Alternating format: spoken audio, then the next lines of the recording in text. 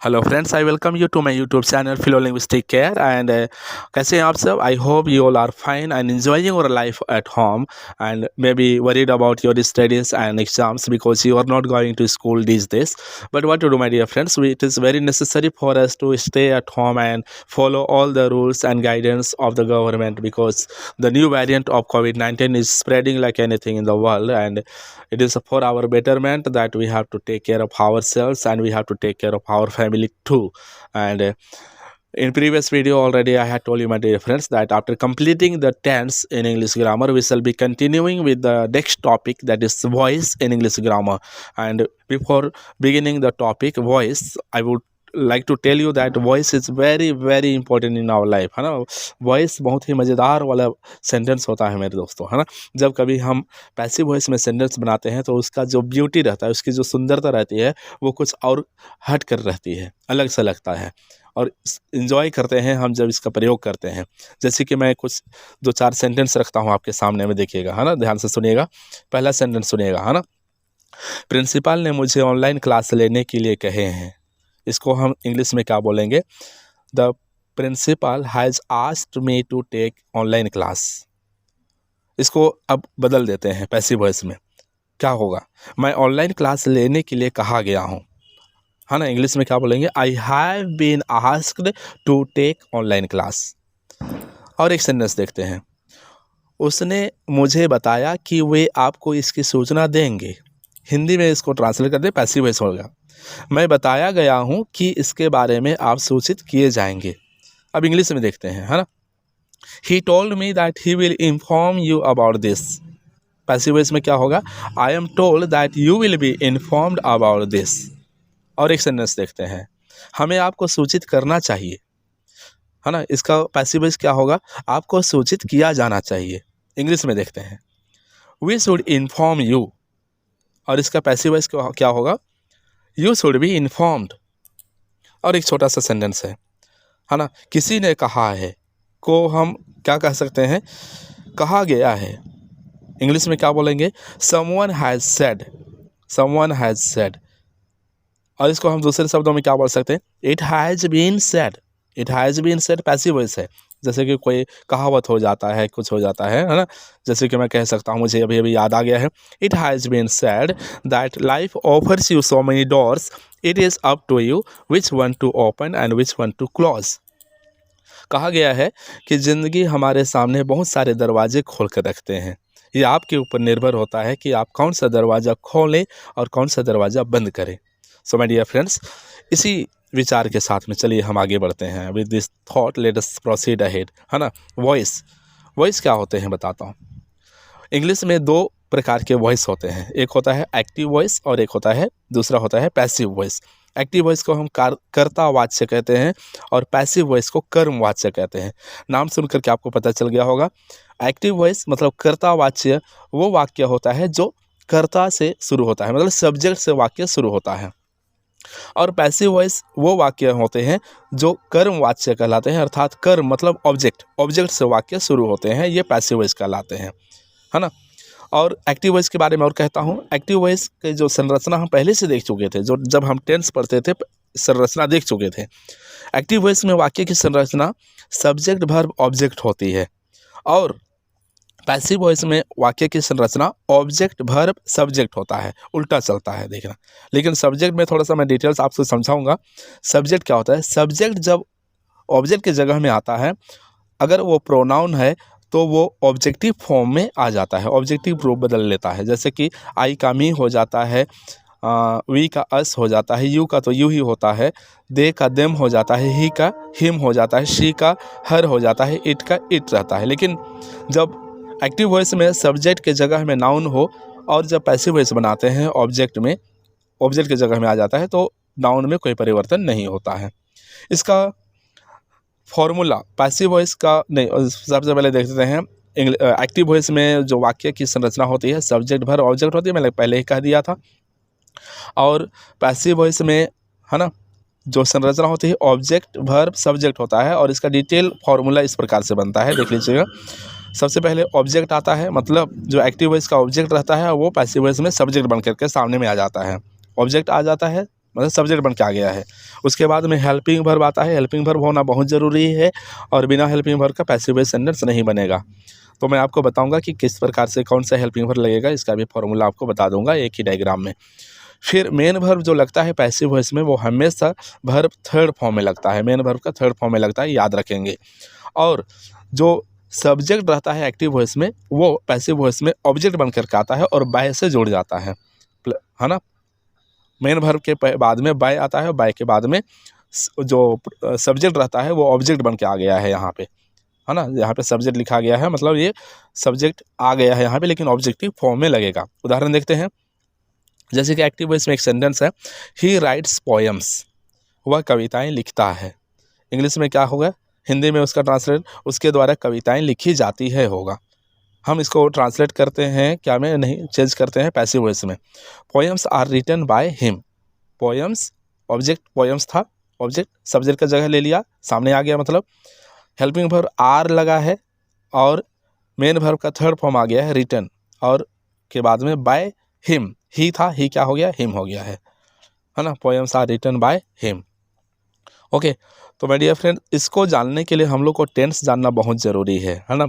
यहाँ पे मैं आपके सामने में 12 टेंस जो होते हैं उसका एक डायग्राम पहले भी बताया था। इसको आप लोग को बहुत अच्छी तरह से जानना है कि कौन सा टेंस में कौन सा हेल्पिंग वर्ब लगता है और कौन सा मेन वर्ब लगता है, क्योंकि पैसिव वॉइस बनाने के लिए टेंस को पहचानना बहुत ज़रूरी है। सबसे पहले काम होता है टेंस पहचानना, और टेंस पहचानने के तुरंत बाद में हम लोग को हेल्पिंग वर्ब की ज़रूरत पड़ी है। वो एक सेकंड में हमारे दिमाग में आ जाना चाहिए कि इसमें कौन सा हेल्पिंग वर्ब लगना है। तो हेल्पिंग वर्ब जब लगना है तो उसके लिए मैं कुछ एक डायग्राम है, देखने की, इसको देखें। अच्छा, इस जो आपके सामने में जो स्क्रीन में दिखाई दे रहा है, इसको तो आपको बहुत अच्छी तरह से जानना पड़ेगा, क्योंकि दिया गया सेंटेंस को हम इसी के द्वारा जान सकते हैं, पहचानना पड़ेगा, ठीक है ना। प्रेजेंट टेंस का सेंटेंस पहचानना है, प्रेजेंट का चारों एस्पेक्ट का सेंटेंस पहचानना है, पास्ट का चारों एस्पेक्ट का टेंस पहचानना है, और फ्यूचर का भी चारों एस्पेक्ट का टेंस को पहचानना है ना। जब तक नहीं पहचानेंगे हमको दिक्कत होगा पैसिव वॉइस बनाने के लिए। अब देखते हैं, मैं यहाँ पे थोड़ा सा डायग्राम में बता देता हूँ। ये एक एरो चिन्ह बनाया गया है, इसका मतलब यह है कि हम लोग को जब उदाहरण के लिए यहाँ पे पहला ये वाला को देखना, first tense simple present tense, मतलब ध्यान से सुनिएगा। जब कोई सा भी वाक्य एक्टिव वॉइस में हो और उसका टेंस सिंपल प्रेजेंट टेंस में हो, तो हम जब उसको पैसिव वॉइस में बदलेंगे तो हमारे लिए हेल्पिंग वर्ब की आवश्यकता होगी, और हेल्पिंग वर्ब की आवश्यकता होगी तो हम कहाँ से हेल्पिंग वर्ब लाएंगे। उसके लिए एक कदम नीचे वाला फॉर्मूला मेरे पास है, आप लोग एक कदम नीचे चले जाइए। एक कदम नीचे जाएंगे तो हमारे लिए क्या मिलेगा, प्रेजेंट कंटिन्यूअस टेंस मिलेगा। प्रेजेंट कंटिन्यूअस टेंस में इज आर हेल्पिंग वर्ब रहता है, वो उसका उपयोग करना पड़ेगा हम लोग को सिंपल प्रेजेंट टेंस का वाक्य को पैसिव वॉइस बनाने के लिए, ठीक है। उदाहरण मैं देखता हूँ, एक ही उदाहरण मैं सिर्फ प्रेजेंट टेंस का उदाहरण दूंगा। अगर प्रेजेंट टेंस का फॉर्मूला और जो टेक्निक है उसको समझ जाएंगे तो आप पास्ट टेंस और फ्यूचर टेंस को आसानी से समझ जाएंगे। चलिए हम उदाहरण में जाते हैं। यहाँ पे कुछ सेंटेंस है, देखिएगा। ही टीचर्स, मैं आपके सामने कुछ सेंटेंस रख रहा हूँ जब प्रेजेंट टेंस में हो। प्रेजेंट टेंस के चारों एस्पेक्ट का उसको समझाऊंगा, मतलब सेंटेंस को पैसिव वॉइस में चेंज करने के लिए समझाता हूँ। पहला सेंटेंस देखिएगा, ही टीचर्स में इंग्लिश। टेंस क्या है, ही टीचर्स, मतलब ये सिंपल प्रेजेंट टेंस में हो गया है। अब मेरे बताने के मुताबिक हम लोग को इसको बदलना पड़ेगा। इसमें सब्जेक्ट क्या है, ही, वर्ब क्या है, टीचर्स, ऑब्जेक्ट क्या है, मी ऑब्जेक्ट है लेकिन प्रोनाउन है।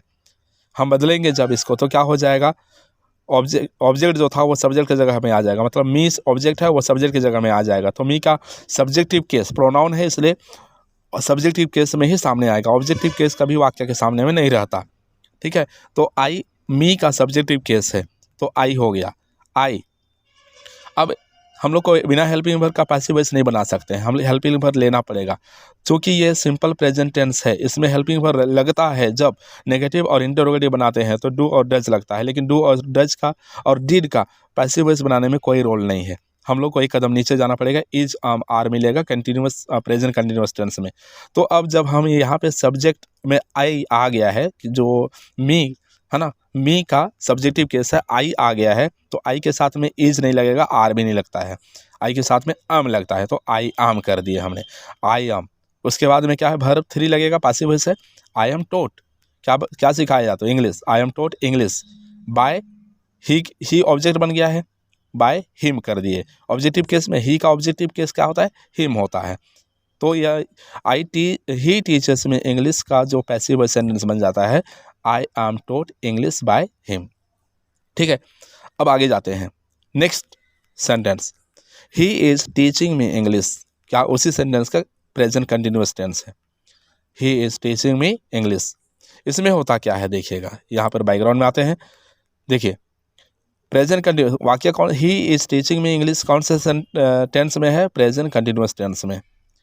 इसमें इज ऑलरेडी है, तो इज जब ऑलरेडी है तो यहाँ इस सेंटेंस में मतलब प्रेजेंट कंटिन्यूअस का सेंटेंस में हमको हेल्पिंग वर्ब के लिए कहीं जाना नहीं पड़ेगा, क्योंकि ऑलरेडी उसमें रहता है हेल्पिंग वर्ब। जैसे ही इज है तो ही इज, लेकिन ही इज टीच है ना वहाँ पे हेल्पिंग मेन वर्ब, तो मेन वर्ब को यदि हम करते हैं ही इज टोट कर देंगे तो गलत हो जाएगा, ठीक है ना।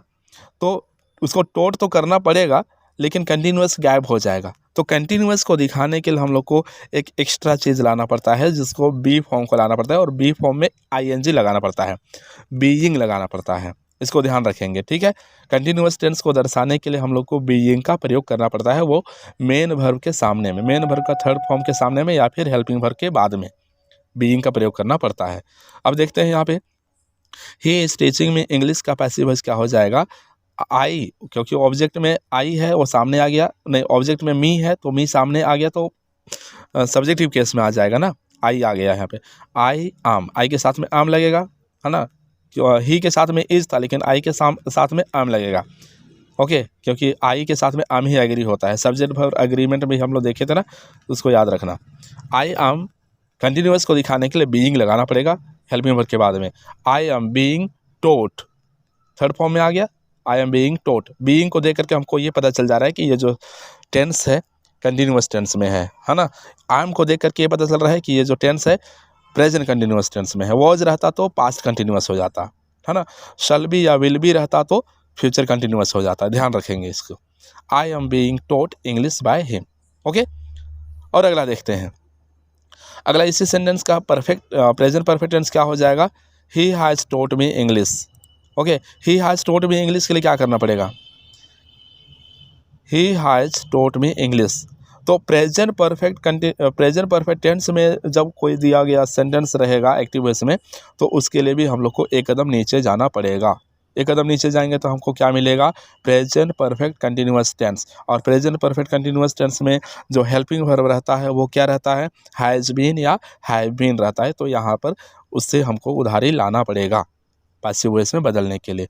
तो हम क्या करेंगे अभी, है ना, यहाँ पर क्या है प्रेजेंट परफेक्ट, यहाँ पर भी आयरो, यहाँ का जो हेल्पिंग वर्ब है यहाँ प्रयोग हो रहा है, क्या के लिए, पैसिव वॉइस बनाने के लिए। तो अब क्या हो जाएगा, he has taught me English का पैसिव वॉइस क्या हो जाएगा, मी ऑब्जेक्ट है वो सब्जेक्ट की जगह में आ गया, आई हो गया, आई के साथ में हैज़ बीन नहीं लगेगा, हैव बीन लगेगा, है ना, I have been taught English by him, okay. अब उसी प्रकार इसका कंटिन्यूअस टेंस क्या हो जाएगा, ही टीचर्स मी इंग्लिश का present perfect continuous tense, he has been teaching me English. क्योंकि ये कंटिन्यूअस टेंस है, कंटिन्यूअस टेंस जब कभी भी हमारे पास 6 कंटिन्यूअस टेंस है, 6 कंटिन्यूअस टेंस, कोई सा भी कंटिन्यूअस टेंस में सेंटेंस रहेगा और उसको पैसिव वॉइस से बदलना रहेगा, तो हमें हेल्पिंग वर्ब के लिए कहीं जाना नहीं पड़ेगा, ठीक है, याद रखेंगे आप लोग इस चीज़ को। अब यहाँ पे प्रेजेंट परफेक्ट कंटिन्यूअस टेंस है, तो हमें कंटिन्यूअस टेंस है मतलब हमको हेल्पिंग वर्ब के लिए जाना नहीं है कहीं पर। इसका किस प्रकार से बनेगा, प्रेजेंट परफेक्ट कंटिन्यूअस टेंस का पैसिव वॉइस बनेगा आई हैव बीन, है ना, हेल्पिंग वर्ब वहीं पर मौजूद था तो आई हैव बीन हो गया। कंटिन्यूअस को दिखाने के लिए क्या करना पड़ेगा, बीइंग लगाना पड़ेगा, I have been being taught English by him. लेकिन ग्रामर कहता है कि कोई सा भी परफेक्ट कंटिन्यूअस टेंस का मतलब नीचे, है ना, यहाँ पर ये जो परफेक्ट कंटिन्यूअस, हमारे पास 3 परफेक्ट कंटिन्यूअस टेंस होते हैं, इसका पैसिव वॉइस नहीं बनता है कहते हैं, लेकिन इस नियम से आप लोग बना सकते हैं। यूज नहीं होता है तो आपको कभी पूछा भी नहीं जाएगा, चिंता मत कीजिए उसके बारे में। और एक टेंस है फ्यूचर कंटिन्यूअस टेंस का भी नहीं बनता है कहता है ग्रामर, बट नियमानुसार आप बना सकते हैं, इसमें कोई दिक्कत नहीं। लेकिन जब नहीं बनता है तो आपका है ना एग्जाम में भी आपको नहीं पूछा जाएगा, डोंट वरी अबाउट दैट। तो हमारे पास टोटल 8 टेंस है जिसका पैसिव वॉइस बनता है।